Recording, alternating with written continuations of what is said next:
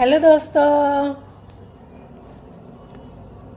दोस्तों आज वीडियो बनाने में थोड़ा लेट हो गया क्योंकि आज माता का विसर्जन है। नीचे कार्यक्रम चल रहा था तो वहाँ चली गई, इसलिए थोड़ा आज वीडियो बनाने में लेट हो गया। कई बार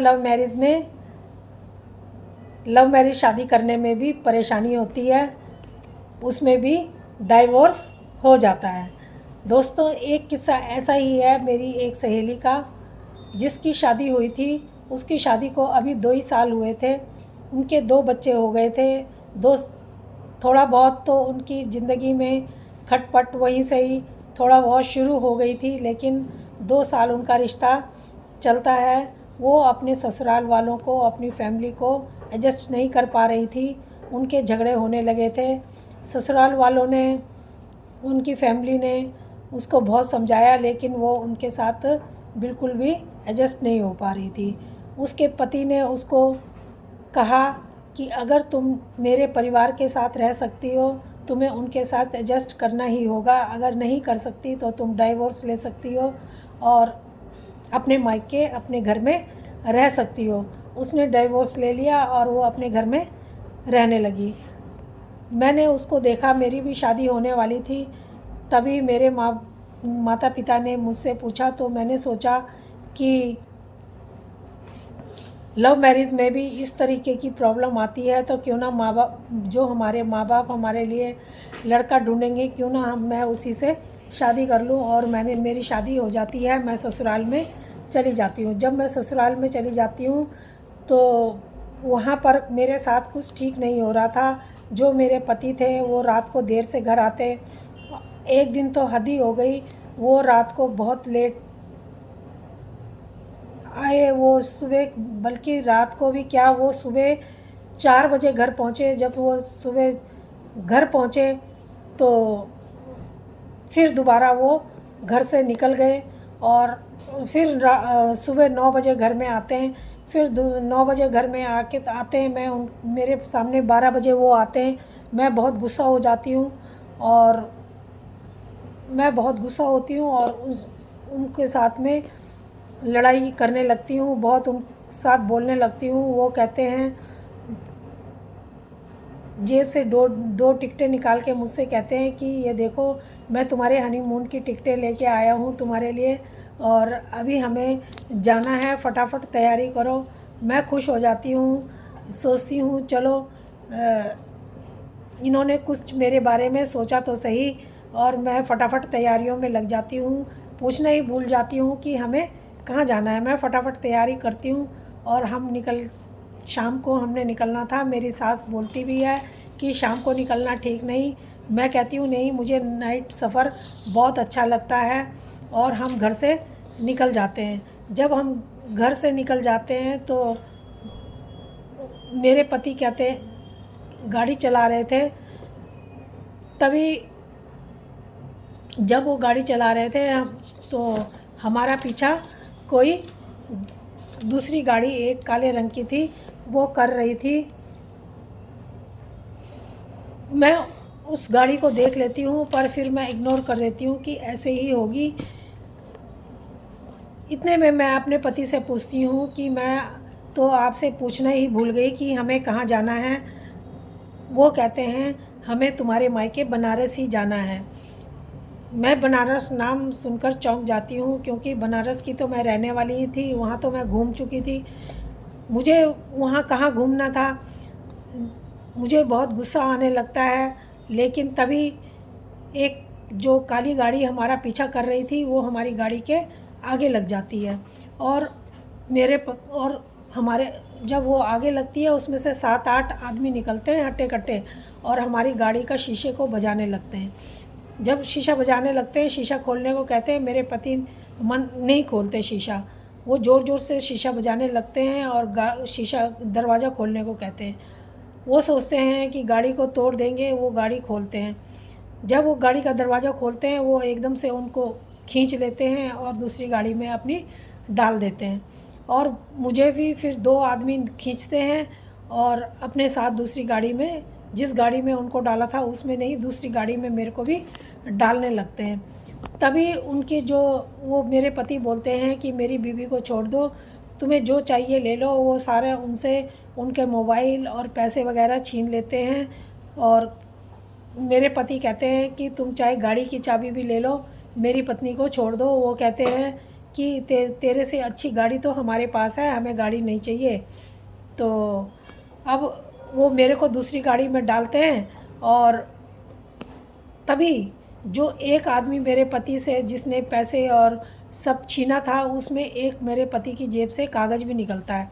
उसको मेरे जब उसमें डालने लगते हैं पर्स में, तो पर्स में डालते हैं तो उसमें कुछ लिखा हुआ था। वो आदमी एक आदमी उसको पढ़ता है और पढ़ के और दूसरे आदमी को बताता है कि इसमें ऐसे लिखा हुआ है। वो भी उसको सुन के एकदम से चौंक जाता है और मेरे साथ नरमी का वो लोग व्यवहार करने लगते हैं। जब मेरे साथ नरमी का व्यवहार करते हैं तो मुझे लगता है कि ऐसा ये क्यों कर रहे हैं। जब सोचना ही था, क्योंकि पहले तो उन्होंने जिस तरीके से हमारे साथ बर्ताव किया उसको देखकर तो डर गए थे। और जब नरमी का व्यवहार करते हैं तो मैं उनसे पूछती हूँ मेरे पति कहाँ हैं। वो कहते हैं वो दूसरी गाड़ी में हैं, उनके साथ ऐसा ही होना था। और वो मेरे साथ नरमी का व्यवहार करते हैं। और जो आदमी होता है जिसने मेरे को पकड़ा होता है, वो गाड़ी में बैठा रहा होता है, वो मेरे को बहन करके बोलने लगता है। मैं सोचती हूँ कि ये मुझे बहन क्यों बोल रहा है। अभी तक तो ये मेरे साथ इस तरीके से व्यवहार कर रहा था। तभी जो वो आदमी होता है वो मुझे गाड़ी में डालता है और अपने घर ले जाता है, ले जाने लगता है। जब वो ले जा रहा था तो रास्ते में हमारा जिस गाड़ी में मैं बैठी थी उसका एक्सीडेंट हो जाता है। जब उसका एक्सीडेंट हो जाता है तो मुझे भी चोटें आती हैं और जो वो लोग थे 2 आदमी, उनको भी चोटें आती हैं। जिनमें से एक आदमी उस गाड़ी को अपने घर ले जाता है और मुझे भी अपने घर ले जाता है। जब मैं उसके घर में थी तो उस टाइम में रास्ते में बेहोश हो गई थी। मुझे नहीं पता था कि ये मुझे कहाँ ले गए, कब ले गए और क्यों ले गए। जब मेरे को होश आता है मैं आंखें खोलती हूँ, देखती हूँ कि मैं किसी घर में पड़ी हुई हूँ। जब किसी घर में मैं पड़ी थी तो इतने में वो आदमी जो होता है मेरे सामने आ जाता है। मैं उससे पूछती हूँ मैं कहाँ हूँ। वो कहता है कि तुम मेरे घर में हो और सेफ़ हो बहन। फिर मेरे को दोबारा बहन कह के बुलाता है। मैं सोच में पड़ जाती हूँ कि अब क्या हो गया, ये कोई नई चाल तो नहीं चल रहे हैं मेरे साथ में। फिर वो मेरे पूछने पे बताता है कि तुम्हारे पति को दूसरी गाड़ी में मेरे दोस्त कहीं ले गए हैं, वो उसके साथ पता नहीं क्या सलूक करेंगे। लेकिन मैंने तो उसको मारने की सोची थी, लेकिन वो उसको मारेंगे नहीं, लेकिन उसके साथ कुछ ना कुछ ज़रूर कुछ ऐसा सलूक करेंगे जिससे वो परेशान हो जाएगा। अब वो उस गाड़ी में जब मेरे को बैठाते हैं और सारी बात बताने लगते हैं, मैं उनसे पूछती हूँ कि क्या तुम मेरे पति को जानते हो। वो बताता है हाँ मैं तुम्हारे पति को जानता हूँ, वो मेरा दोस्त बहुत अच्छा था, लेकिन उसने कुछ ऐसा काम कर दिया जिससे मुझे बहुत दुख हुआ, बहुत परेशानी हुई। हमारी पूरी फैमिली उससे अस्त व्यस्त हो गई। मैं पूछती हूँ क्या बात है। उसने मुझे बताया कि मेरी बहन और हम एक परिवार बहुत आराम से रह रहे थे। तुम्हारे भाई से मेरी दोस्ती होती है और दोस्ती बहुत अच्छी और पक्की होती है। हमारा एक दूसरे के घर में आना जाना शुरू हो जाता है। तुम्हारा भाई मेरी बहन को लेकर के स्कूल भी जाता था छोड़ने, घर भी वापस लाता था और हम सब घूमने आपस में साथ मिल कर के जाते थे। लेकिन तुम्हारे भाई और मेरी बहन को आपस में प्यार हो जाता है और वो तुम्हारा भाई हमें बताता नहीं है कि क्या बात है। जब हम अपनी बहन के लिए लड़का ढूंढने लगते हैं शादी के लिए तो वो गुस्सा हो जाता है और हमारे घर में आना जाना छोड़ देता है, हमसे बात करना भी छोड़ देता है। जब हमारी बहन की शादी होती है, बारात हमारे दरवाजे पे आती है। मेरी बहन दुल्हन की तरह सजी हुई थी। वो मेरी बहन को कुछ बोलता है और मेरी बहन उसके साथ निकल जाती है। वो मेरी बहन को लेकर के चला जाता है, उसका गलत इस्तेमाल करके उसको छोड़ देता है। वो पता नहीं कहाँ उसको छोड़ के चला जाता है।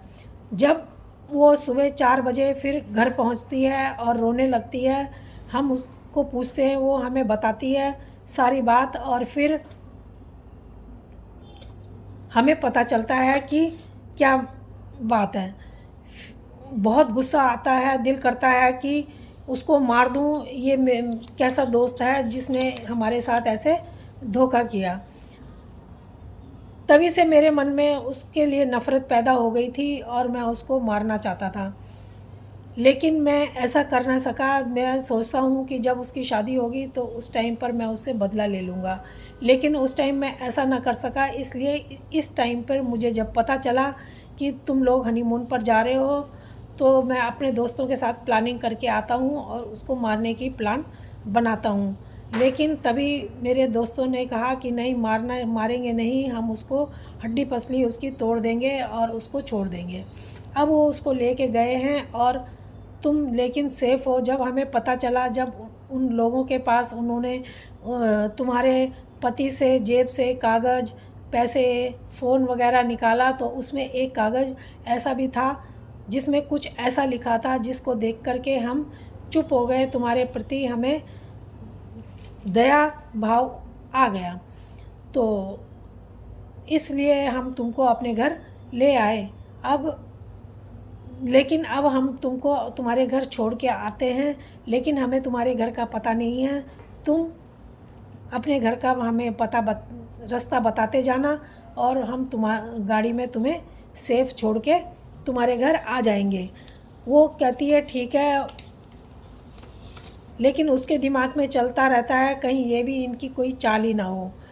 अब जब वो उनको लेकर के उसके घर जाता है, वो अपने घर का रास्ता बताती रहती है। वो अपने घर का रास्ता बताती रहती है। वो उसको लेकर के उसके घर जा रहे थे। वो कहता है जिस आदमी ने इतने घर बर्बाद कर दिए हों, वो कैसे खुश रह सकता है, कैसे खुश रहता है। तो मैं भी सोचने लगी कि मैं कैसे ऐसे, मेरे साथ ऐसे कैसे धोखा हो गया। अब वो ये ऐसे ही सोच रही थी, लेकिन तभी उसने सोचा कि कागज़ में ऐसा क्या लिखा है कि जो उन्होंने जब कागज़ इसको दिया वापस, तो कहा कि तुम इस कागज़ को, जो भी इसमें लिखा है, वो घर जाके ही पढ़ोगी, रास्ते में नहीं पढ़ोगी। अभी हम तुमको इस कागज़ में क्या लिखा है उसके बारे में कुछ नहीं बता सकते। वो घर जाती है, कागज़ पढ़ती है और अपनी माँ को सारा बात बताती है, माँ को दिखाती है। तो सोहन ने माँ बाप, जो सोहन था, वो माँ बाप ने वो रिश्ता सोहन का उसके खिलाफ़ किया था। परिवार में जब शादियाँ जायदाद वगैरह को देखकर होने लगे तो ऐसा ही होता है। सोहन ने अपनी माँ बाप से अपनी प्रेमिका को बिछड़ने का बदला लिया और शंकर ने सोहन से अपनी बहन का बदला लिया। लेकिन मैं तो बीच में फंस गई। मैंने तो किसी का कुछ नहीं बिगाड़ा था, लेकिन मेरे साथ बहुत बुरा हो गया। लव मैरिज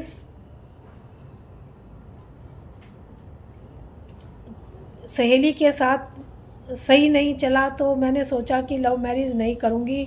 लेकिन अरेंज मैरिज सही साबित नहीं हुई, ये भी गलत ही साबित हो गई। ज़रूरी नहीं है कि अरेंज मैरिज सही साबित हो। तो सबको अपनी भावनाओं की चिंता रहती है, कोई किसी की भावनाओं की कदर नहीं करता, कोई किसी के बारे में नहीं सोचता। अगर सब एक दूसरे की भावनाओं की कदर करने लगें, सब एक दूसरे के बारे में सोचने लगें, तो दुनिया स्वर्ग बन सकती है, ये धरती स्वर्ग बन सकती है। तो दोस्तों, ये कहानी कैसी लगी? अगर अच्छी लगी हो तो प्लीज़ लाइक और सब्सक्राइब ज़रूर करना। धन्यवाद।